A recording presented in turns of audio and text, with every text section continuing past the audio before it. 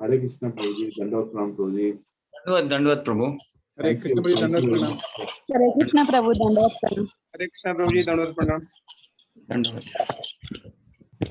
Let us welcome His Hare Krishna Prabhu. Hare Krishna Prabhu, Dandavad Pranam. Let's welcome His Grace Varada Krishna Prabhu with 3 loud and enthusiastic Hari Bol. Hari Bol. Hari Bol.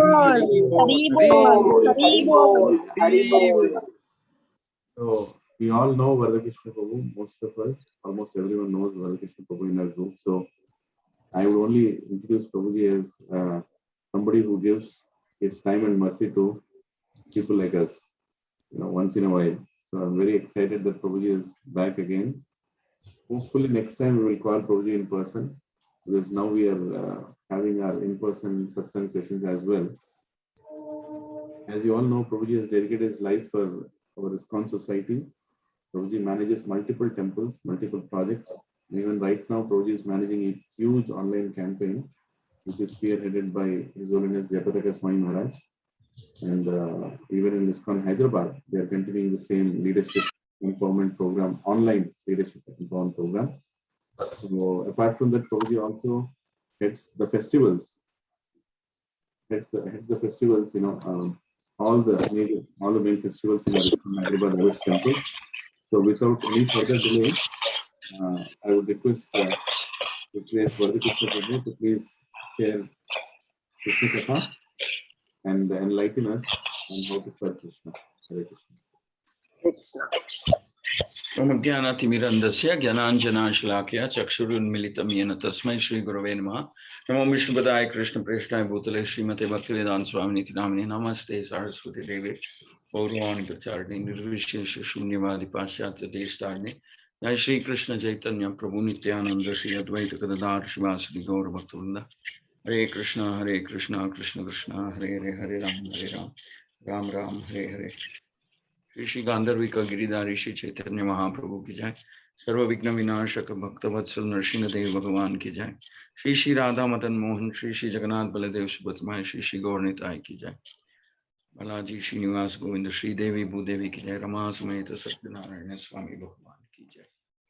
Jaya Jaya Shri Chaitanya, Jaya Nityananda, Jaya Dvaita Chandra, Jaya Gaura Bhakta Vrinda, Mukam Karoti Chalam Pangum Nangaite Grim, Yatkrupatamaham Mande Shri Gurum Dinatarinam Paramananda Madhavam Shri Chaitanya Ishwaram. Pati Pavan Srila Prabhupada ki jai. Vancha Kalpatarubhyasya Krupa Sindhubhya Patitanam Pavanebhyo Vaishnavebhyo Namo Namaha. Om Namo Bhagavate Vasudevaya. Om Namo Bhagavate Vasudevaya. Vasudevaya. Om Namo Bhagavate Vasudevaya. Om Bhagavate Vasudevaya. Om Namo Bhagavate Vasudevaya. Narayanam Namaskritya Naranam Namaskritya Deva Narottamam Naranchaiva Narottamam Devim Saraswatim Vyasam Devi Saraswati Vyasam Jayamudirayet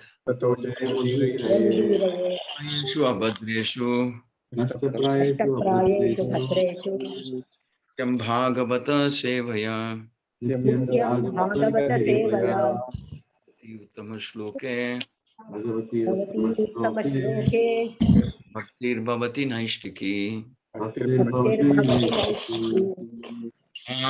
Lilananda Prabhu, can you screen share the verse? Yes. You can read the verse. Somebody can read the verse, then shloka translation. 1 minute. Yeah.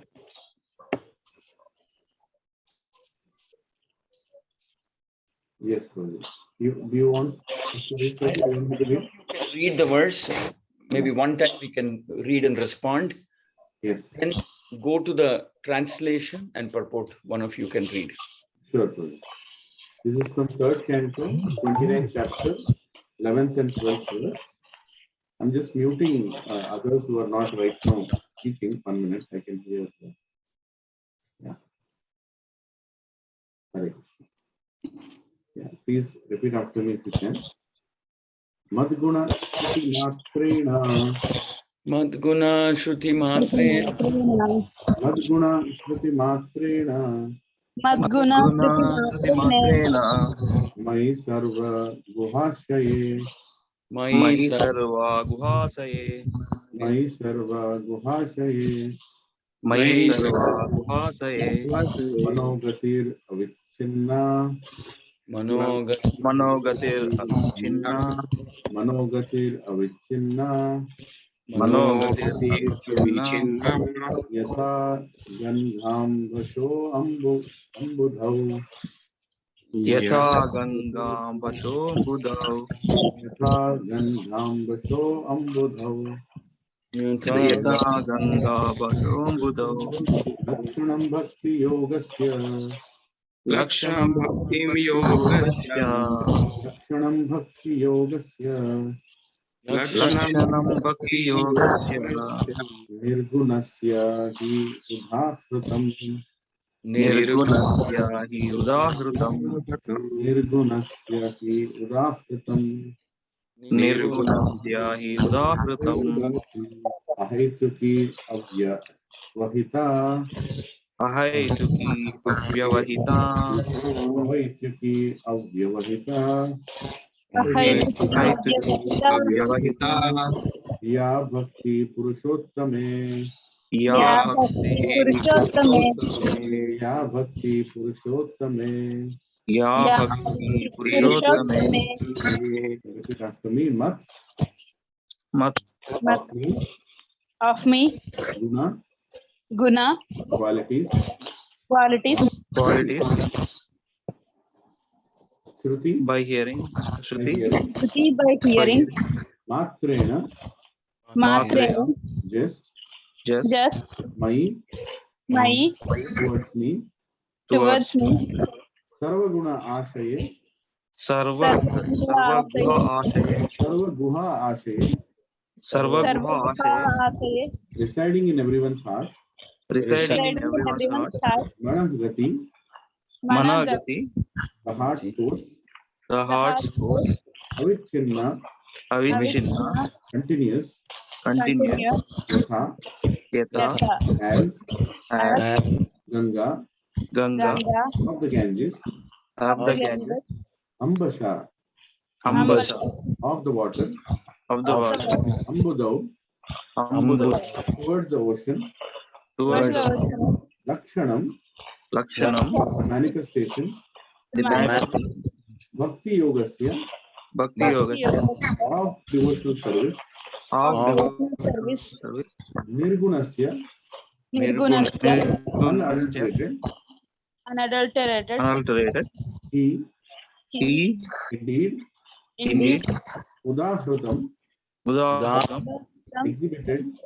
exhibited, Ahaituki, Ahaituki causeless. causeless Avyavahita, Avyavahita not separated. not not separated Ya, Ya which. which Bhakti, Bhakti devotional service. devotional service Purusha Uttame, Purusha Uttama towards the Supreme Personality of Godhead. towards towards the Supreme Personality of Godhead. Translation and purport by His Divine Grace, A.C. Bhaktivedanta Swami Srila Prabhupada ki jai. Yeah.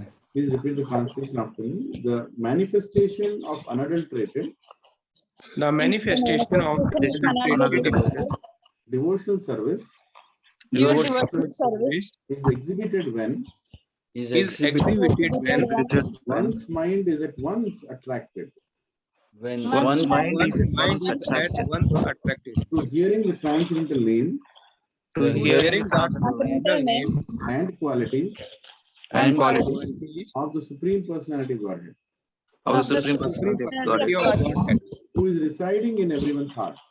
who is who is residing in residing in everyone's heart, everyone's heart, Just as the water of the Ganges just as the water of water the Ganges Ganges flows naturally down towards the ocean, flows naturally naturally down towards towards the ocean. such devotional ecstasy, such Such devotional devotional ecstasy, ecstasy, uninterrupted uninterrupted by any material condition, by by any any material material condition, condition, flows towards the Supreme Lord. Flows towards the Supreme Lord. Supreme God. Hare Krishna. Lord.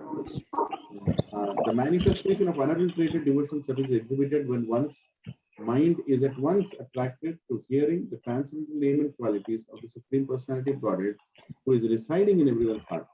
Just as the water of the Ganges flows naturally towards the ocean, such devotional ecstasy, uninterrupted by any material condition, flows towards the Supreme Lord. Thank you, Varada Krishna, for allowing me to repeat it. Hare Krishna. Yes, Prabhu. Can you complete the purport? Sure, Prabhu. The purport by His Divine Grace, A.C. Bhaktivedanta Swami Srila Prabhupada ki Jai. The basic principle of this unadulterated, pure devotional service is love of Godhead. Madguna Shruti Matrena means just after hearing about the transcendental qualities of the Supreme Personality of Godhead, these qualities are called Nirguna. The Supreme Lord is uncontaminated by the modes of material nature. Therefore, he is attractive to the pure devotee. There is no need to practice meditation to attain such attraction. The pure devotee is already in transcendental stage, and the affinity between him and the Supreme Personality of Godhead is natural and is compared to the Ganges water flowing towards the sea. The flow of the Ganges water cannot be stopped by any condition. Similarly, the pure devotee's attraction for the transcendental name, form, and pastimes of the Supreme Godhead cannot be stopped by any material condition. The word avichinna, without interruptions, is very important in this connection. No material condition can stop the flow of the devotional service of a pure devotee. The word ahaitaki means without reason. The pure devotee does not render loving service to the personality of Godhead for any cause or for any benefit, material or spiritual. This is the first symptom of unalloyed devotion. Anya vilashita shunyam. He has no desire to fulfill by rendering devotional service. Such devotional service is meant for the Purushottama, the Supreme Personality, and not for anyone else. Sometimes pseudo devotees show devotion to many demigods, thinking the forms of the demigods to be the same as the Supreme Personality of Godhead's form. It is similar, it is specifically mentioned herein, however, that bhakti, devotional service, is meant only for the Supreme Personality of Godhead, Narayana, Vishnu, or Krishna, not for anyone else. Avyahita means without cessation.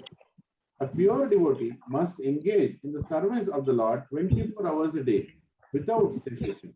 His life is so molded that at every minute and every second he engages in some sort of devotional service to the Supreme Personality of Godhead. Another meaning of the word avyavahita is that the interest of the devotee and the interest of the Supreme Lord are on the same level. The devotee has no interest but to fulfill the transcendental desire of the Supreme Lord. Such spontaneous service unto the Supreme Lord is transcendental and is never contaminated by the material modes of nature.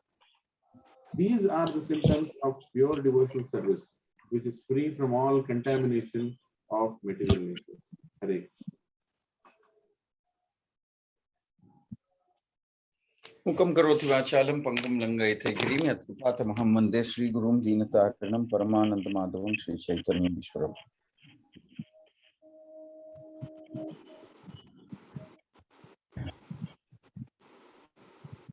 Hare Krishna. Hare. Very happy to meet all of you once again. I don't know when is it last we met, but I guess it must have been 2-3 months. It's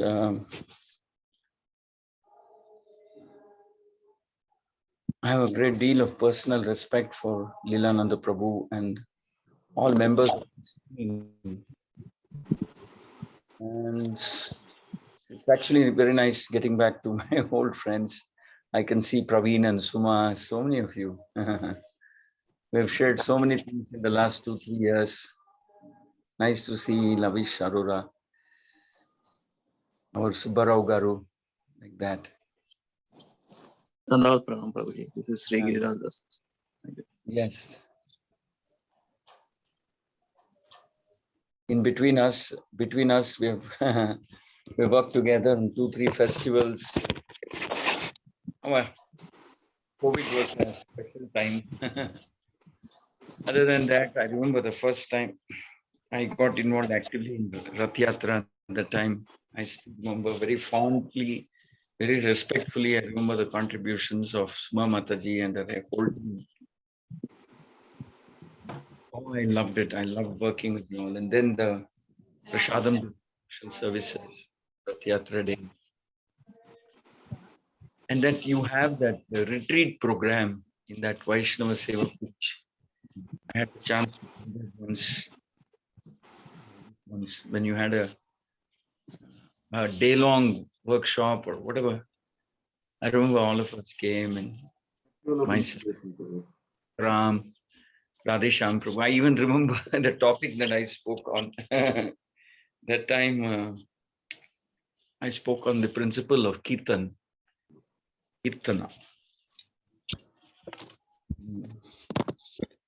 So you people have given me so many fond memories during my otherwise short stay in Hyderabad. Nice to be back with you all.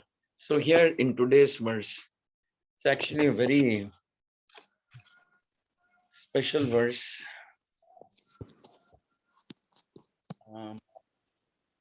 So we see here that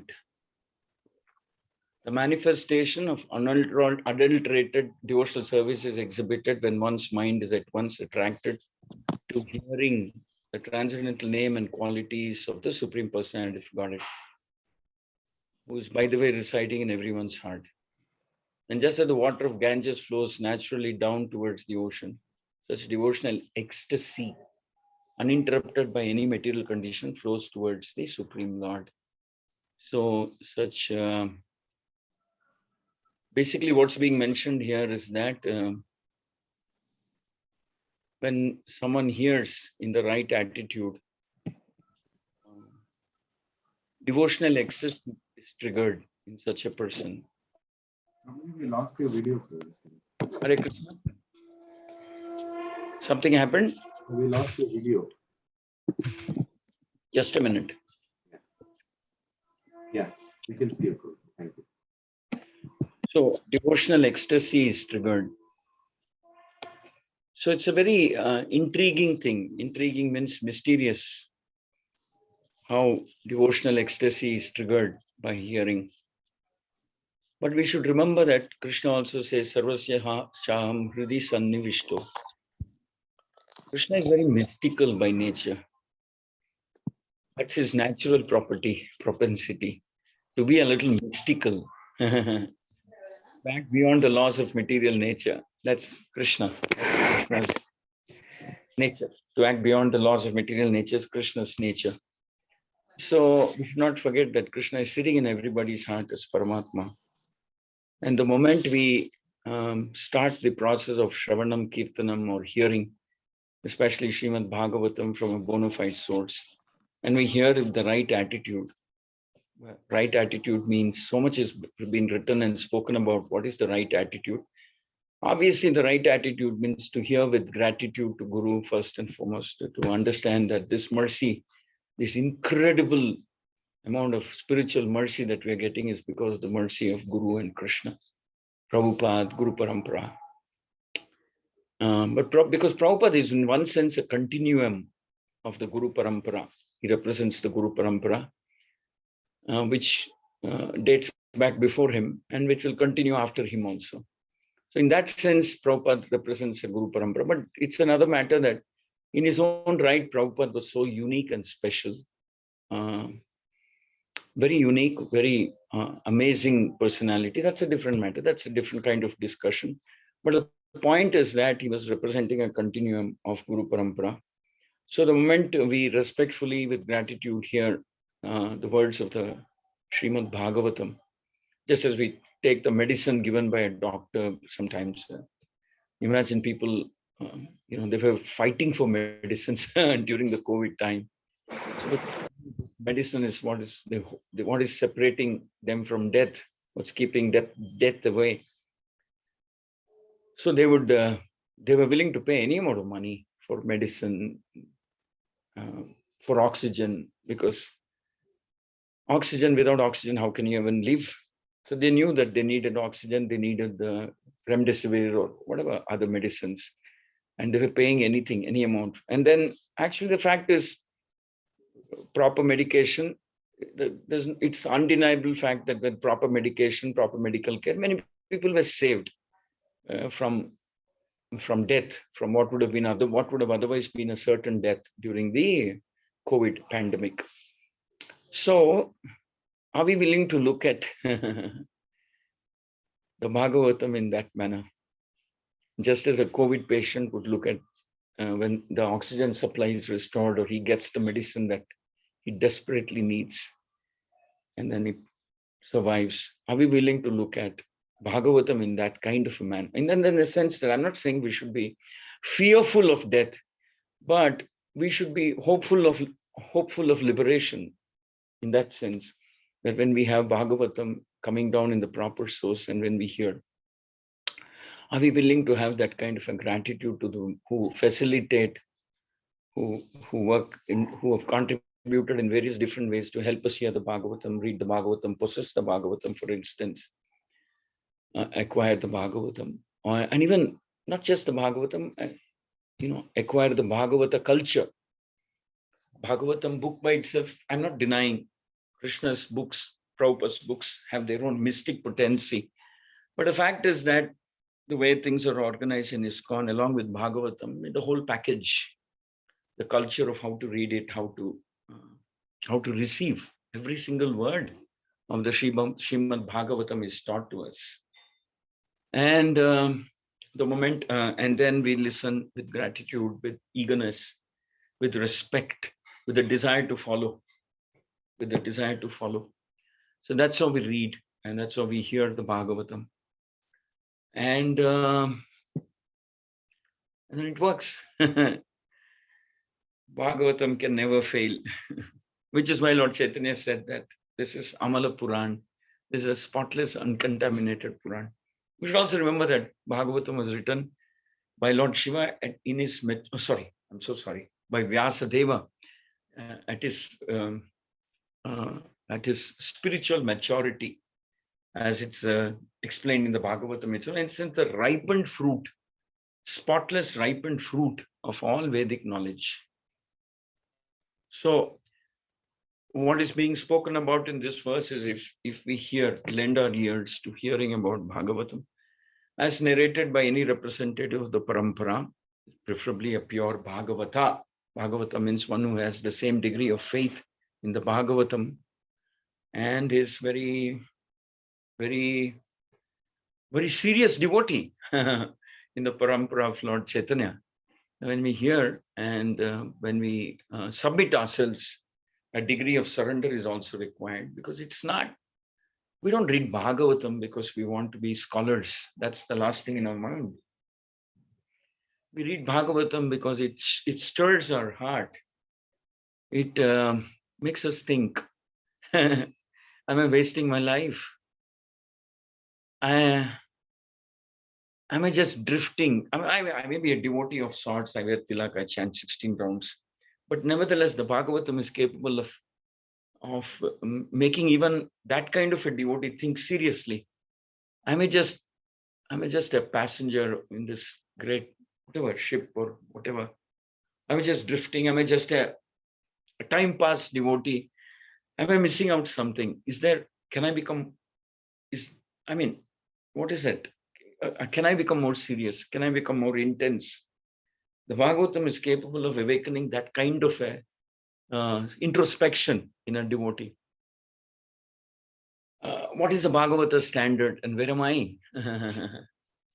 So the Bhagavatam is capable of triggering that type of a genuine, honest introspection. When we hear the Bhagavatam as spoken by Vyasadeva, of course, compiled by Vyasadeva, as spoken by Sukadeva Goswami, and as it comes down in the parampara, and we hear it from the words of a very intense, very sincere, very, what can I say, active Bhagavata. I can't use another word, Prabhupada used the word. So when you hear it from a Bhagavatam, it triggers that kind of a self-examination process. And then, well, in a very mystical way also, it triggers that. Because while Bhagavatam is definitely encouraging you, automatically triggers that process of questioning, saying, can I become more serious? Shouldn't I become more serious? I should have become more serious by now. What am I doing? Like this, suddenly we'll develop some kind of a fear, saying maybe my whole life will go away, and I'm staying. I'm stuck where I am, where I always have been, and I don't think I'm making any kind of spiritual progress. So that is the power of the Bhagavatam. That is the power of a pure devotee, elucidating the secrets of the Bhagavatam. So what can we say about a book like that? What can we say about devotees like that? They are special. They're empowered. They're mystical. Just as much as Krishna is mystical, so are these devotees.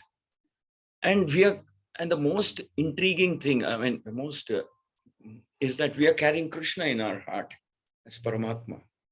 And Prabhupada explains that in the life of a devotee, Paramatma becomes very active in his own unique, mystical way.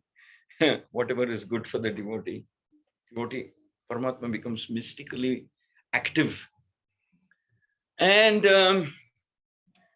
then once Paramatma becomes active, and then the spiritual sound or the instructions of the Bhagavatam become active, then it is said that like Mother Ganges flows towards the ocean, our affection for Krishna is flowing uninterrupted. Prabhupada also uses the word causeless. Causeless it's a very unique word when we use the word causeless.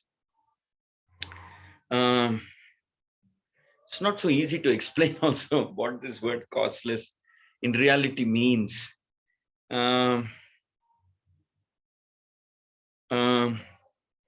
Causeless actually means that there is a deep one-to-one personal relationship between Krishna and his devotee, and that triggers the whole seva and reciprocation that we offer seva and Krishna reciprocates between a devotee.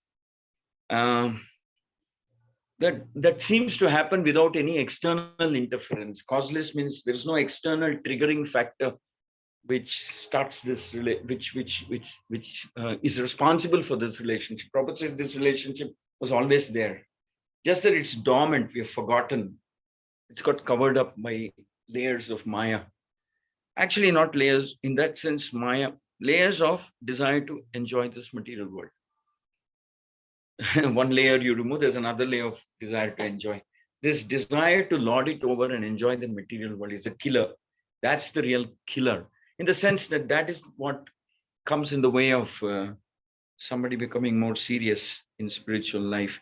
So the causeless means it is there. It is always there, in the sense that from the time this creation happened, if at all we can say from the time if we can speak in that language, from the time Krishna appeared and from the time we have been there is that relationship between the living entity and Krishna. So it's causeless. It's not something that was caused to happen. It's not that later on Krishna fell in love with the living entity, no, it is always there. It's one of the truths of creation that the living entity and Krishna are very strongly bonded together with love. So which is why Prabhupada says Krishna consciousness is dormant. It just has to be awakened. It's not like imposing a particular state or something which does not belong to the Atma or Krishna. It's not that Krishna fell in love with us and we fell in love with Krishna. We are Krishna's. And Krishna is ours in a very intimate, affectionate, ecstatic way. We belong to Krishna not in a neutral way. We know that there is the Madhurya Rasa. So in a very intricate, very intense, very intimate way, we are Krishna's. So Krishna is ours too. It's not an external imposition. It's causeless. It's been there from time of creation. But just that it's got covered up. Now, this Bhagavatam and Paramatma within our heart can do untrigger it, or what shall I say, what do you call it? Unpack it. What is already there. That gift is already there with us. The gift of ecstatic love, affection for Krishna is already there with us. It's just that the Bhagavatam can trigger the process of unpacking it. We become aware. I belong to Krishna. I am meant to serve Krishna. Krishna is my most intimate well-wisher, friend, associate, or whatever. So Bhagavatam is capable of triggering, or shall I say, reawakening. Sometimes Prabhupada used the word reawakening of a dormant relationship. So that is ahetuki. Ahetuki means costless, no material external cost. It's already there, it's built in. So that feature is already there in the Atma, and that feature is built into Krishna also, his deep love for the living entity. Both ways, it's built in already. So it's just that Bhagavatam is capable of, the process of Shravanam and Kirtanam is capable of triggering it, provided we hear from the right source in the right attitude. These two go together. So here it is mentioned that now there can't be a better example of the potency of the Bhagavatam than the acharyas of our parampara, Sri Chaitanya Maha, as coming down from Sri Chaitanya Mahaprabhu, because Chaitanya Mahaprabhu emphasized the reading of the Bhagavatam, hearing at the lotus feet of Guru. In fact, Lord Chaitanya says the purpose of going to the holy places is to hear, not so much to see, but to hear, serve and hear. So that's another component. The other component that awakens our bhakti is the component of having a service attitude, vis-a-vis, as against having a attitude of being the enjoyer. So it is said that when we even contemplate on our Guru, that is meditate, even think of our Guru, what's awakened is our attitude of service. Because Guru is a personification of seva to his Guru, Guru Parampara. And when we think of our Guru, we awaken our service attitude. But when we think of anything material, it awakens our tendency to lord over material nature. When we think of anything else material other than, let's say, Bhagavatam or Guru or Krishna or something, it awakens our desire to possess, enjoy.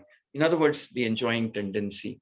Now, Krishna can accommodate anything, but this is very difficult to accommodate, for Krishna to accommodate somebody who wants to compete with him. Krishna is the supreme and only enjoyer. We are the enjoyed. And somebody who's constitutionally the enjoyed suddenly wants to become the enjoyer.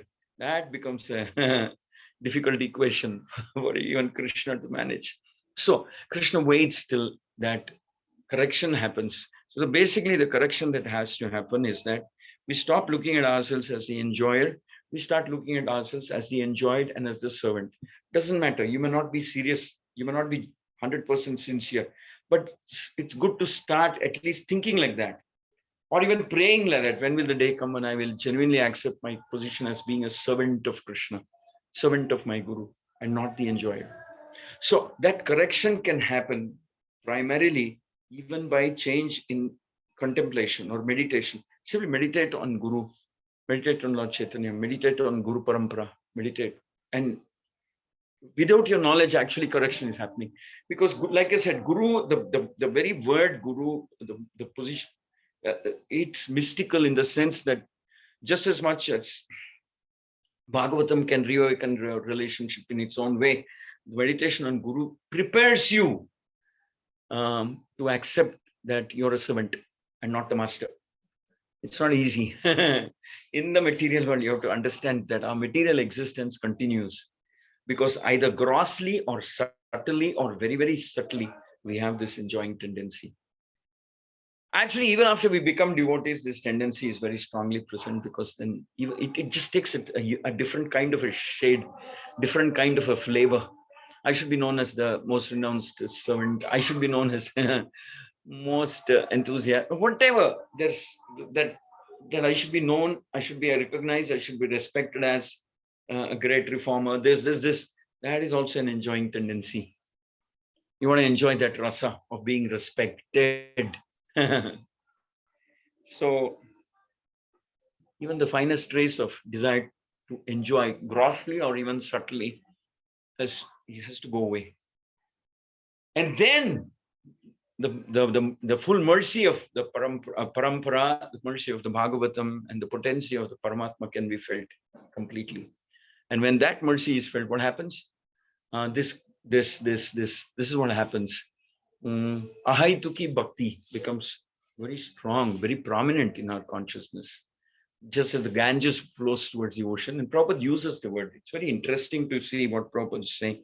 Prabhupada is saying that there can be no material impediment when Ganges flowing into the ocean. In the same manner, there can be no material impediment in our lives for our affection to continue to flow towards Krishna. To flow towards Krishna, there can be no material impediment. Nothing can come in the way. Once that clarity of thought emerges that I'm a servant and I'm not the master. Krishna is the master, Krishna is the enjoyer.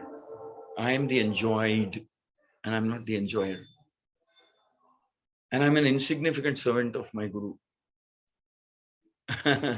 So we have to accept that, and then I can't explain. And then once we accept that, I don't know, many things start happening in one's life.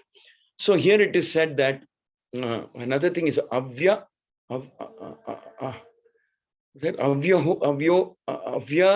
avyohita, something like that. Just a minute, I'll just get that word. Oh, you've deleted.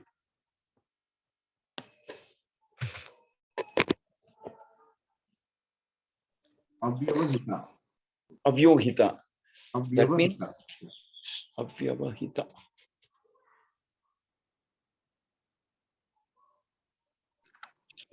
Yes, means avyavahita.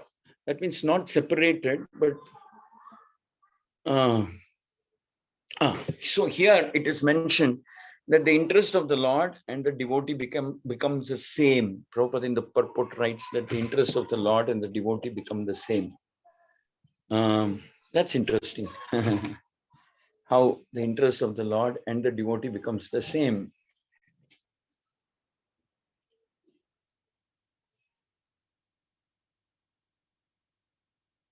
So in other words, that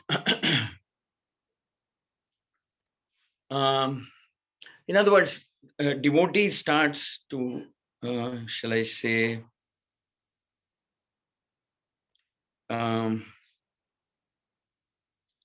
other words, devotee does not have independent plan, vision, idea, goal, separate from that of his Guru or from that of Krishna. Does not have anything independent from that of his Guru, Avyahita. Whatever is Krishna's desire automatically becomes his desire. So that's another quality of a devotee. He does not entertain any independent desires, even spiritual desires. Let my Guru tell me what to do and I'll do. I'm very happy to be doing whatever my Guru tells me. Outside of that, I'm not so, I mean, I don't know. I honestly don't know. Whatever my Guru tells me, Guru Datta Desha, Guru Datta Adesha, we can say. Two things. Guru Datta Desha means wherever my Guru has asked me to preach, I will preach. Guru Datta Adesha, we could say, is whatever my Guru instructs me, I will do.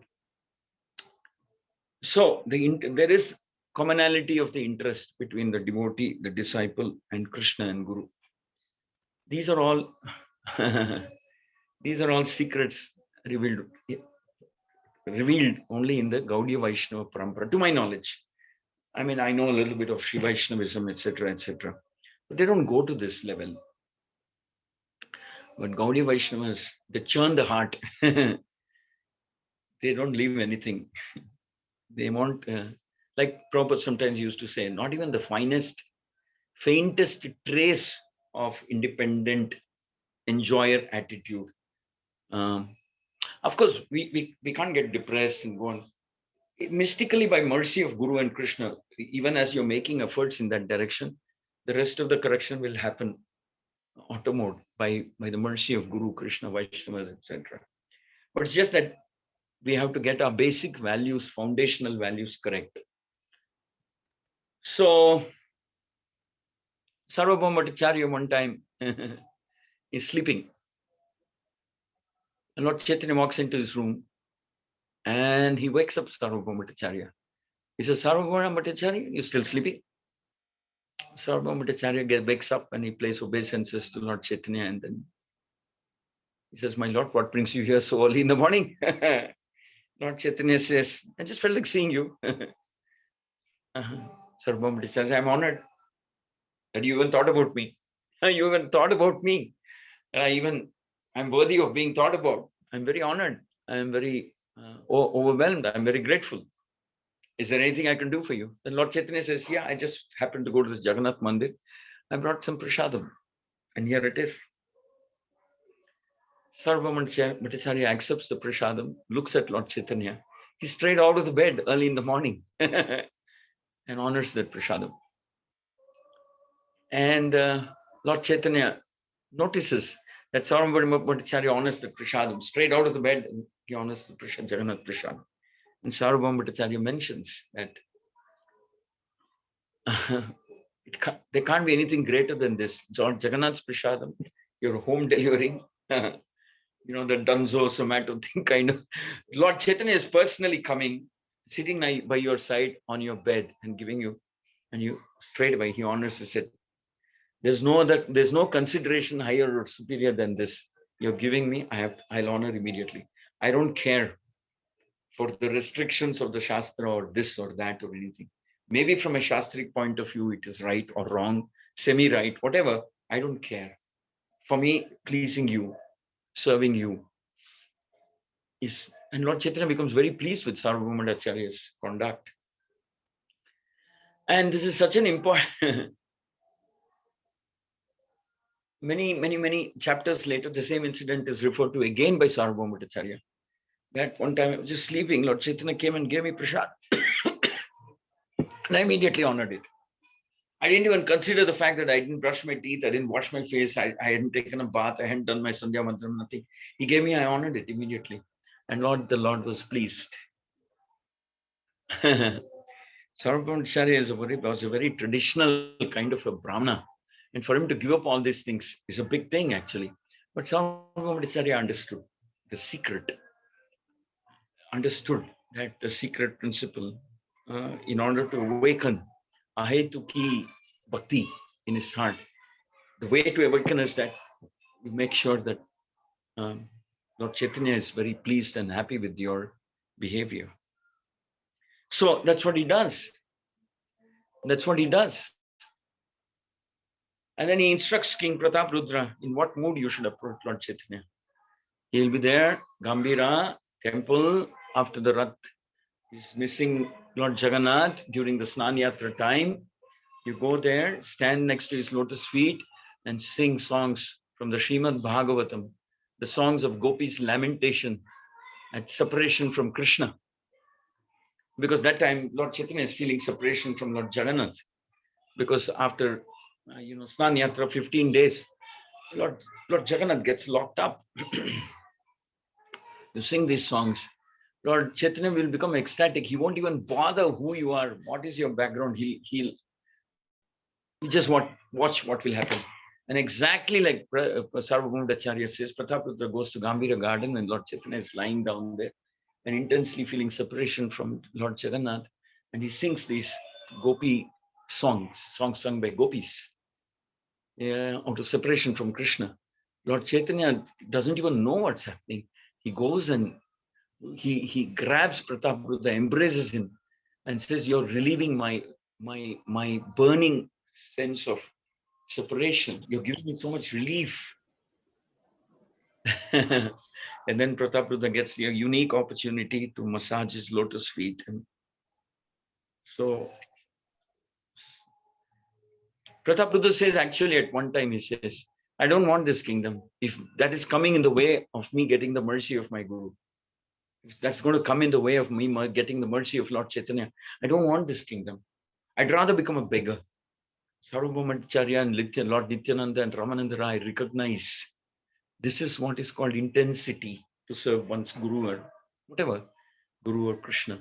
Recognize that intensity in him, genuine, sincere, deep-hearted intensity in him to serve Lord Chaitanya, to be accepted as a menial servant of Lord Chaitanya. They encourage him and they become even more determined. Somehow we should make him meet Lord Chaitanya. Somehow we should see that Lord Chaitanya's mercy reaches him.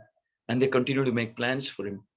That's because he had that intensity, he had that dedication, he had that understanding, he had that conviction. That is what the Bhagavatam is capable of doing to all of us. And Bhagavatam never stops working on us. As long as we are reading, as long as we study, as long as we hear from the right source, as long as we are respectfully hearing, the Bhagavatam never stops until it brings you to what is described here in the shloka number 11 and 12. Until it brings you to that platform of ahaituki bhakti, spontaneous, ecstatic bhakti.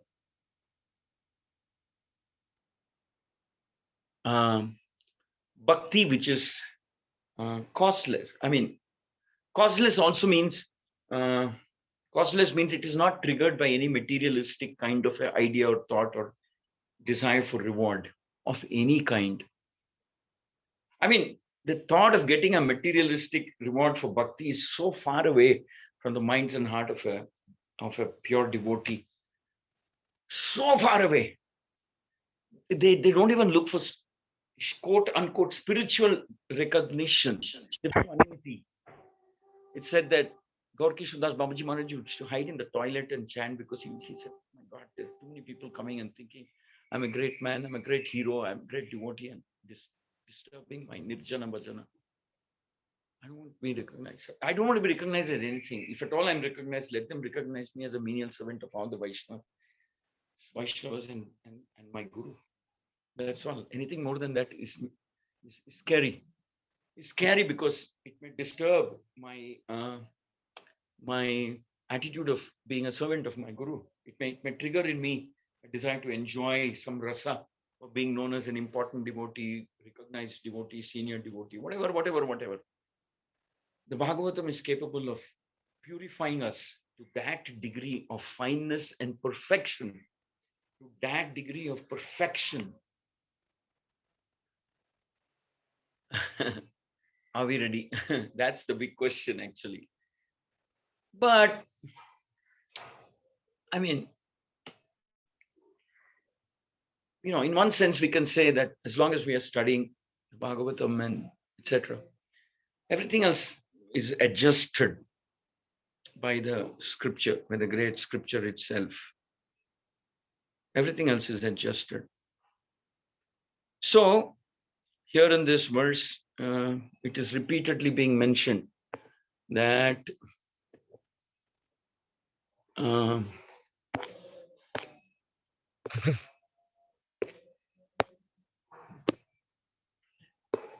that just as the water flows naturally down, such devotional ecstasy, uninterrupted by any material condition, flows towards Lord, Supreme Personality of Godhead. So here, Prabhupada uses the word such ecstasy. The manifestation of unadulterated devotional service is exhibited when one's mind is at once attracted to hearing transcendental name qualities of the Supreme Lord. And later on, such devotional ecstasy, when awakened, it will become uninterrupted by any material condition and flows towards the Supreme Lord. So, this is the special blessing of the Srimad Bhagavatam, special blessing of reading the Bhagavatam. We become more and more intensely attached. So, then it begins to make sense why it says that when Lord Chaitanya met Advaita Acharya, when he came from Puri, when he came to Puri Jagannath from Shantipura, after they all came to know that Lord Chaitanya came back from his South Indian Yatra, all of them want to come and have darshan of Lord Chaitanya's lotus feet. Have his association, blessing, mercy, simply glance upon him. So when Advaita Acharya comes, it is said in the Chaitanya Charitamrita, it is said that Advaita Acharya first pays respects to Lord Chaitanya, and then Lord Chaitanya picks him up and embraces him. And then in the Chaitanya Charitamrita, it is mentioned, there's a nice verse which says that when they embraced each other, they felt intense devotional ecstasy when they embraced each other. And then it says, Chaitanya Charitamrita says that they hid that symptom, both of them, because there were others who were watching. But the fact is, they felt intense spiritual ecstasy because of an uncontaminated state of devotion that Advaita Acharya had towards Lord Chaitanya. Uncontaminated, intense, pure devotion. And we also know that Advaita Acharya also was very expert at reading the Bhagavatam, reciting and teaching the Bhagavatam. But there's something very special about reading, hearing, and teaching the Bhagavatam, as according to the instructions of your Guru, when you're empowered by your Guru, and trying to practice the Bhagavatam, living this Bhagavatam. There's something very special. Advaita Acharya did just that. And then it said that he was facing difficulty in controlling his spiritual ecstasy when he was embraced by Lord Chaitanya. So was Lord Chaitanya. Chaitanya also was feeling that same kind of ecstasy, and they had to hide it. I mean, Chaitanya is Krishna. So Krishna also develops that kind of an intense attachment to devotees who are Bhagavatas. Intense attachment, like he developed an attachment for Advaita Acharya, like he developed that type of attachment for Sarvabhauma Bhattacharya, like he ultimately broke all social rules, customs, etc., and embraced Prataparudra because he chanted from the Bhagavatam. Because Bhagavatam speaks about love, service of Krishna without any material, what can I say, without anticipation or expectation of anything material. And hence we read the Bhagavatam. And hence Bhagavatam is the king of all literature. And then Prabhupada very clearly uses the word triggers ecstasy simply by hearing. So hearing is not an ordinary mechanical process. Hearing the holy name, chanting the holy name, hearing from the words of a Guru, Acharya, Bhagavatam, previous Acharyas, these are not ordinary things. They're all mystically empowered process. They may appear like ordinary material sound, but they can go deep down inside our heart. And this Paramatma sitting there, lying there, waiting for an opportunity to, to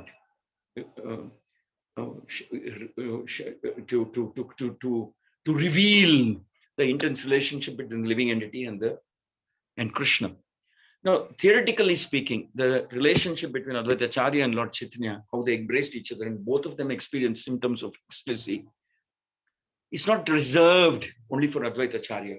This is the important message of Lord Chaitanya's preachings, and this is the important message of the Bhagavatam. It's not reserved just for Advaita Acharya and Lord Chaitanya. It's not reserved only for Prataparudra and Lord Chaitanya. It's open for anybody. For anybody. And we can't think of a better purpose of human life than explore that. Try and reach that. There can't be. Everything else is a waste.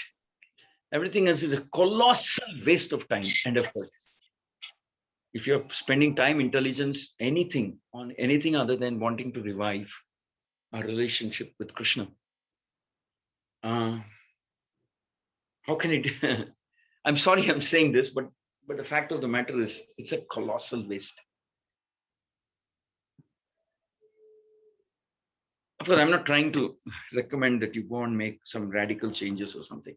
That's not what I'm saying. But the fact of the matter is, if anything else is the goal of life other than wanting to revive, because that relationship is not restricted to that to Advaita Acharya and Lord Chaitanya, but Lord Chaitanya recognized in Advaita Acharya that kind of an intensity of faith in Bhagavatam, the principles of Bhagavatam, wanting to serve his Guru, Lord Chaitanya, uninterruptedly. Prabhupada also uses the word uninterruptedly, ahaituki, without any motivation.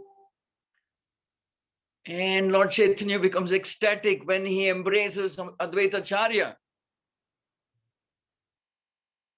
He becomes ecstatic too. It's not because Advaita Acharya is his uncle or something, because Advaita Acharya is a devotee. is a Bhagavata, Mahabhagavata. We use the word Bhagavata, and every time Prabhupada uses the word Bhagavata, he says, living according to the principles as given in the Bhagavatam. The book Bhagavata, the person Bhagavatam, or rather, book Bhagavatam and the person Bhagavata.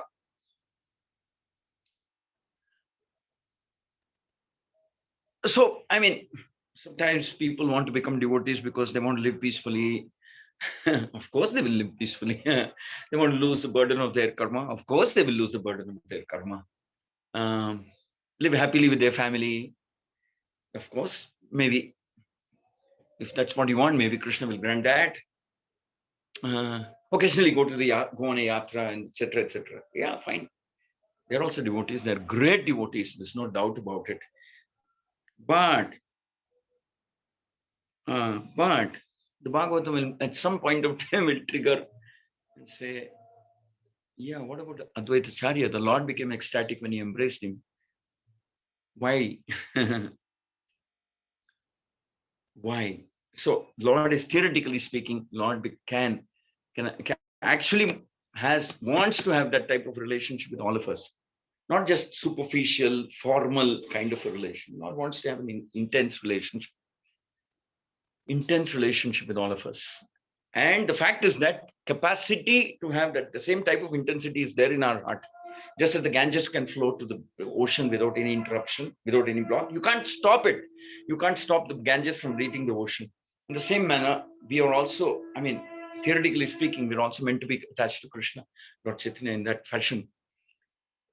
But sometimes we make those blocks ourselves. Say, oh, this much bhakti is enough, not more. Oh, not more. Like that. Sometimes we put we put a boundary and say this far and no further. Anything further is I can't handle it like that. But how long we can go on like that?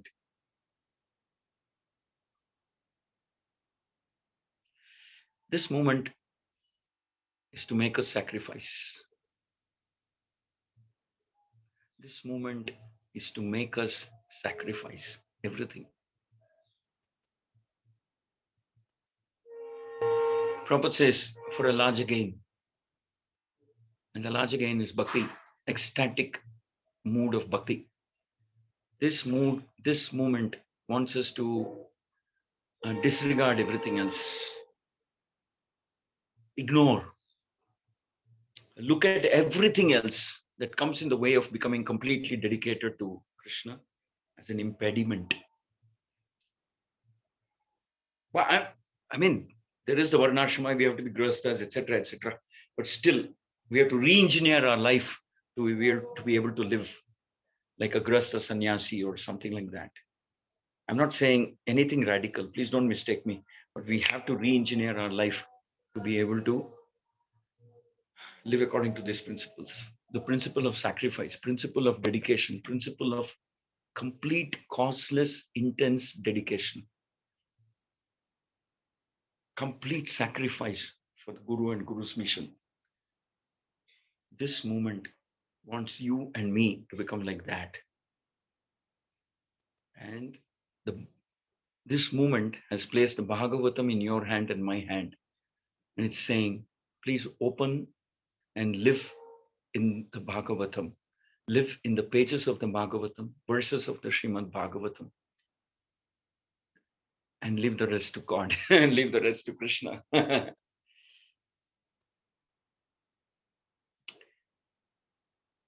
not here to create pious people. I want you to understand that.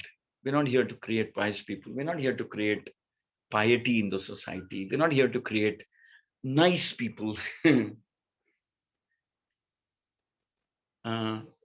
not here to increase punya. So whatever, we are here to make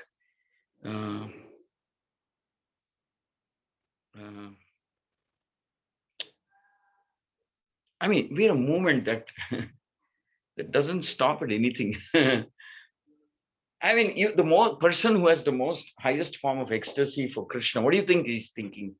He's thinking, I'm nowhere near perfection. I still have a long way to go.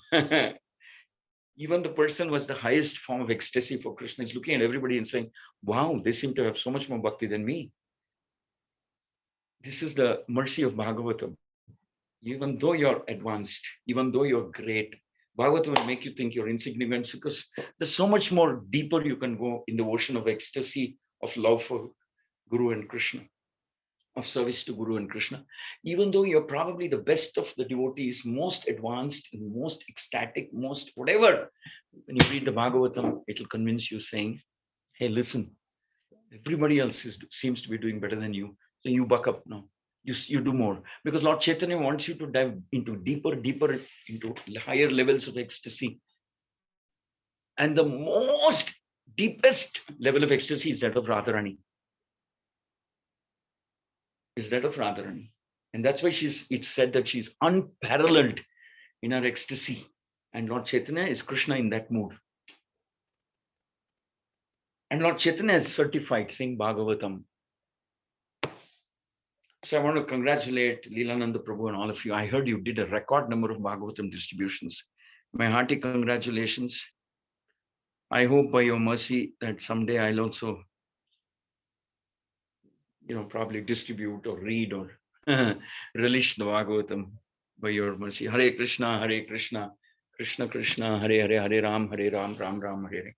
I'm sorry if it was very abstract. I'm afraid I spoke a whole lot of nonsense, I think. I don't know if you understood. If you've not understood, kindly forgive me. Only what I say, please. As a rambling of a crazy guy. Probably, if I have the audacity to ask, I would want to ask something in relevant to today's verse, and also a little personal question to you. Is that may I ask that, Prabhuji, in relation? Sure. Yeah. Prabhuji, normally when we go outside to work, what matters to the world is how good we are at our work, right? I mean, we work and we get paid for that. The character of the person really doesn't matter. Once you're outside the office, you do whatever you do. As long as you're in the office, you do the work and get it done. That's the main thing. But when we choose to work for a pure organization, the purest organization like ISKCON, like you yourself have dedicated your life for more than 2 decades now. You can hear me, Prabhuji? Yeah, I can. Oh, sorry. Okay. Yeah. What gives you that conviction, Prabhuji, that it's like literally standing? I feel very tense when I think about something like that. That I have to be pure in and out, both the ways, right? I mean, one is working for a pure organization like ISKCON, and second is maintaining that that standard, the purity in and out. Because if it's not in you, it can't be out. And it's like a big risk in a way for a conditioned soul to, get full time into service of an organization like ISKCON. And when I see, leaders like you who have done it and who are still doing it, I really sometimes wonder when will we get that conviction and faith that we can survive in these kind of services. If you may choose to answer, please. Hare Krishna, Lilananda Prabhu,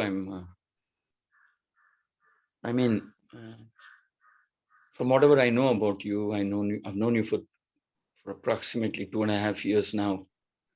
So I think your level of intense participation in propagation, preaching, etc., is way beyond what I've seen many people in your situation would care to do.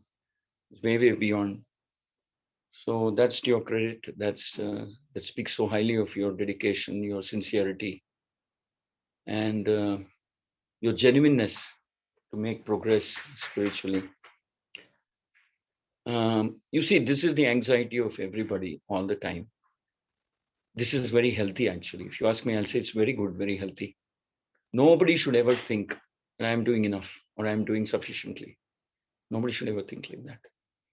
Now, if you I would probably be sitting at the lotus feet of so many other senior devotees and asking a similar question that you asked me. How is it that you're so, selfless? You're so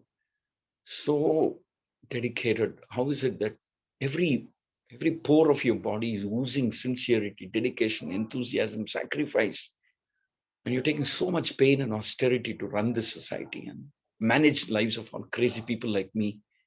How is it you're still so cheerful? And how is it you're going on? What's the secret? So in a slightly different way, I'll be asking the same question to people under whom I have grown up, people whom I look up to. His Holiness Radhanath Swami, Gopal Krishna Swami, Japataka Maharaj, Bhakti Purushottam Swami. It used to be Bhakti Charu Swami also. I always used to be fascinated by them. They don't have a personal life. They don't have personal space. They don't have, 24/7, they're living with devotees. They're always having devotees going in and out of their room. No personal space, no personal time, nothing. And they're always, from the time they wake up to the time they go to sleep, and they're thinking, and thinking not at an ordinary level, my level. They're not thinking about, they're thinking about, what's the vision? What has Prabhupada wanted me to do? How can I do this? A very, very high level of surrender and capacity to take austerity and hardships. And I personally feel we're not respecting any of our acharyas as much as they deserve, but still they take it. So I probably will sit in front of these people and ask the same question that you asked me, but yours is just a little different because you seem to have one leg in each boat. You have a material thing and you also have a bhakti life. What to do? Grihasthas have that responsibility to run a family, to take care of wife, children, parents, and so on.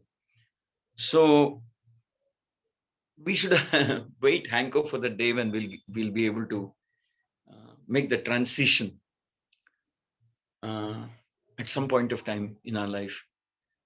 We should definitely hanker for that day. It's good to have that kind of hankering to make the transition. But nevertheless, we can't wait for that to happen. Till such time that happens, we should push ourselves. Prabhupada actually uses the word, we are a pushing movement. My Guru Maharaj pushed me to go to America. And now I am pushing you to translate books and sell books.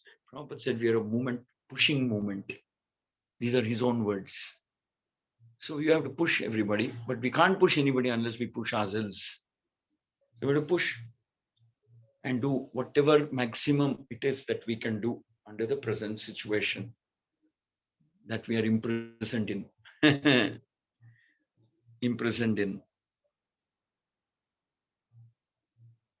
We'll wait.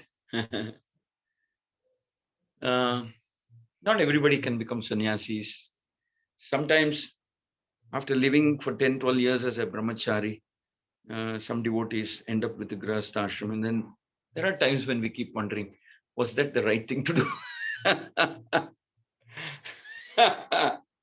I'm saying this because my wife is not hearing. Please be merciful to me. Don't send a WhatsApp message now with a clipping of this statement. I keep wondering, was that a right thing to do? Maybe I should have tolerated. Maybe I should have hung on.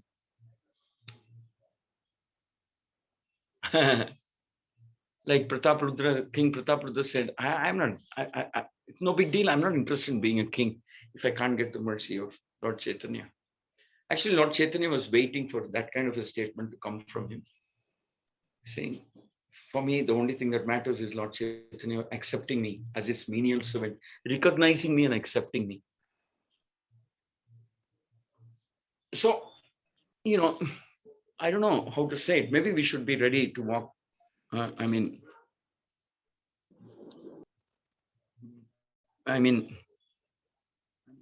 Just give the maximum you can give, given that you're in a... Prabhupada used this phrase, best of the bad bargain. Best of the bargain that you're in. Best. And there's this hope. It's not that just because you're working and you need to work and earn some money, that doesn't make you any less devotee than any of us. We may be in ISKCON and so much time devotees end up quarreling and criticizing one another and whatever, there's power struggle sometimes here also. I don't like to use the word power struggle.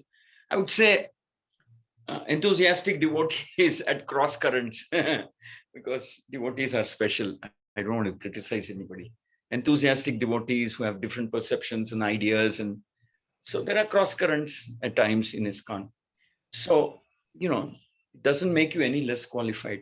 Prabhupada says many of Lord Chaitanya's intimate associates were grastas. But of course, there are times when, like, Lord Chaitanya ordered Raghunath Das Goswami, saying, get out of this, what did he say? Hellish well. Gruam Andha Kupam. Get out.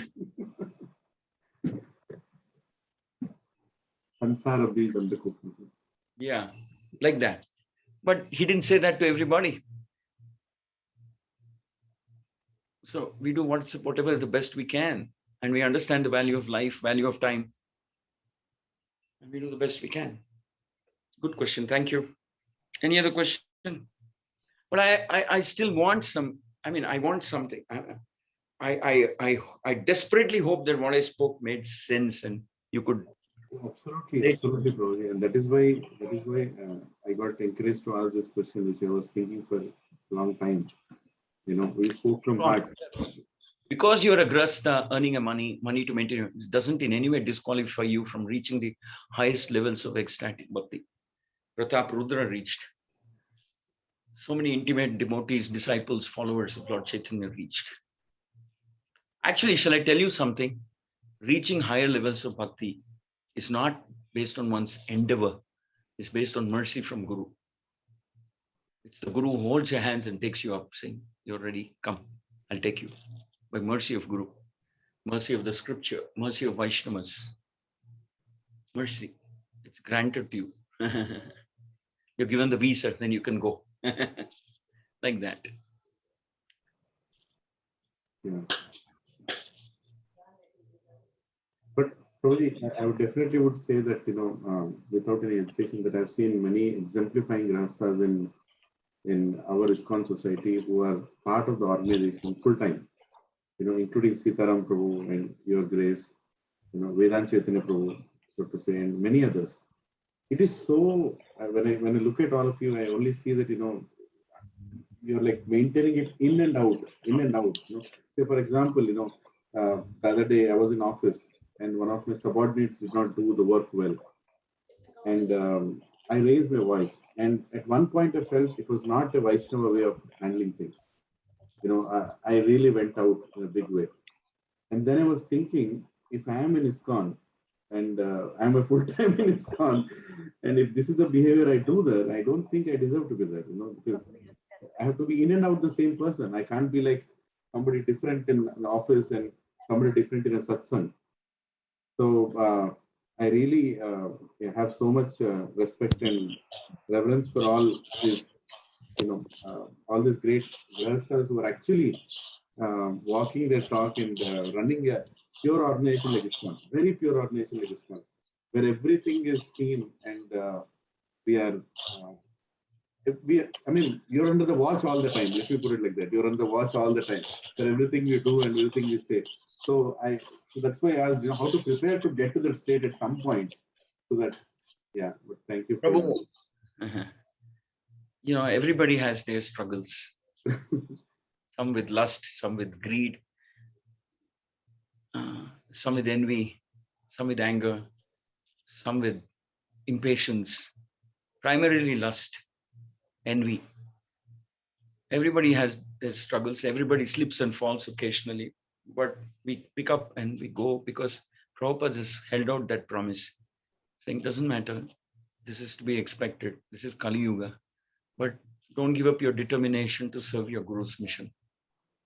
Someday the change will be inside. As deep inside as you want it to be. So, yeah, there are faults. That's because I speak this. That doesn't mean I'm floating in that ecstasy. I'm also, no. I also have a long way to go. There are moments when we lose temper, we are angry, we are impatient, we are irritated, we show our frustration. But because our gurus are so kind and merciful. They expect that we are not, they know and they understand that we know nowhere near perfect, nowhere near correct, but they pray for us. And that's what holding us together. They pray for us. We have dark moments, we have blackouts, we have fall downs. Yeah. But because we don't want to leave, we want to try our best. We want to try. Prabhupada said, I want to die fighting this battle. Same way, we also want to, we want to keep trying to become a better devotee. And in the process, we know that devotional service executed as per the instructions of Guru is probably the only way of transforming ourselves. And we keep trying. We should never forget that ISKCON is also a hospital. There are people, there are problems. Where there are people, there will be problems. So I don't want to, Yes. just because I said certain things which are there in the Bhagavatam, which strike me deeply, doesn't mean I necessarily follow all of it. I definitely want to. I definitely seek all your mercy and blessings. So one day I'll be able to follow. Some lifetime, maybe not even this lifetime.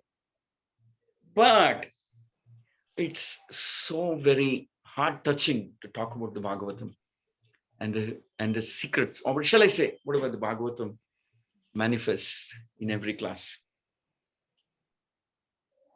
based on the quality of the audience. Bhagavatam manifests different flavors. Not me. It's the Bhagavatam's mercy upon all of us, including me, that it manifests several flavors. Okay. Any more questions? One more question, maybe.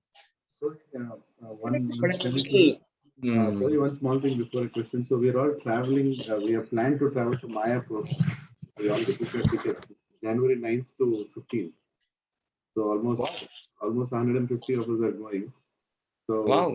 while we are there, we would definitely need your mercy to get the mercy of His Holiness Bhakti Purushottam Maharaj, Bhakti Jayapataka Maharaj, if they are there in Mayapur, if they can give a darshan, we will get in touch with you. Sure. That's the least I can do. I'll definitely try my best to help you all. So I'm a little, I would have preferred if one or two more of you speak. Yes. Because your silence is communicating many things to me. Hare Krishna Prabhuji, Dandavat Pranam.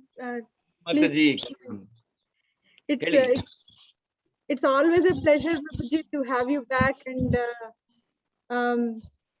as you already said, Bhagavatam is already so sweet. It's like the perfect ripened fruit bitten by a parrot. And the choice of words that you use in explaining that, and your eloquence and dictionary take it to a whole new level, Prabhuji. I always think that you use perfect words. Krishna put perfect words in your mouth, Prabhuji. So it's a complete blessing, and it's complete pleasure to listen to you, Prabhuji. One thing that really touched my heart was the way you said, anything material we think, immediately the attitudes of possessing, lording, enjoying takes over, and anything spiritual, transcendental we think, immediately the seva bhava comes out, giving away or pleasing somebody else, and Hari Guru Vaishnava. So that's a very, very nice and easy thing to remember going through the day, which is inevitable. We have to do that. So thank you so much, Prabhuji. And of all the things I was thinking, Prabhuji, there are these Arishadvarga that we have to fight in terms of anartha, but biggest, I think, hardest thing I keep thinking is to try to be really humble, truly humble at heart. Whatever we do, wherever we go, that original nature of wanting to be appreciated, wanting to do excellently well so other people can see. I mean, God, Krishna, I wish Krishna hadn't difficult. So it just comes out without being aware of it. Hard to not be under this kind of this thing. So hardest thing for me is to be humble, Prabhuji. Truly. Well, you're not too far away from making more and more progress. You're such a lovely devotee, so sincere, so genuine. I'm sure Jagannath will bless you. I'm sure your Gaurnitai will bless you. I don't remember their names now. I'm sure they'll bless you. I'm sure they'll hear your heartfelt words and bless you. Thank you very much. Lilananda, my obeisances to all of you. I am very honored that you have tolerated me for some time today morning. I genuinely look forward to being with all of you whenever you call me. Thank you. Hare Krishna. Let us thank Varada Krishna Prabhuji 3 loud and enthusiastic. Hari Bol! Hari Bol. Hari Bol. Hari Bol. Thank you. Thank you, Lilananda. Hare Krishna, Hare Krishna. Thank you all devotees for joining today's Bhagavatam class. I'm sure we have a lot of services lined up. Right after this, please do come for the evening class. We are having in Shilpa Mataji's house. If you have not confirmed your numbers, please do confirm. Let's start meeting in person. Let's not look at more satsangs as more work. Satsang is not work. Satsang is happiness to the soul. So that's actually the time we feel our happiness, right? So don't think too many services, too many satsangs as another additional activity. Please come evening, and we all will chant together, we all will read together, we all will learn together. Hare Krishna. Vancha kalpatarubhascha kripa sindhubhya evacha bhaktanam pavanebhyo vaishnavebhyo namo namaha. Ananta Koti Vaishnavrinda ki jai. Nitai Gaur Premanande. Hari Hari Bol. Hari Bol. Thank you, Prabhuji. Dandavats. Dandavat. Hare Krishna. Hare Krishna Prabhuji. Dandavat. Hare Krishna Prabhuji. Dandavat. Thank you, Prabhuji. Hare Krishna. Dhanavad pranam. Hare Krishna.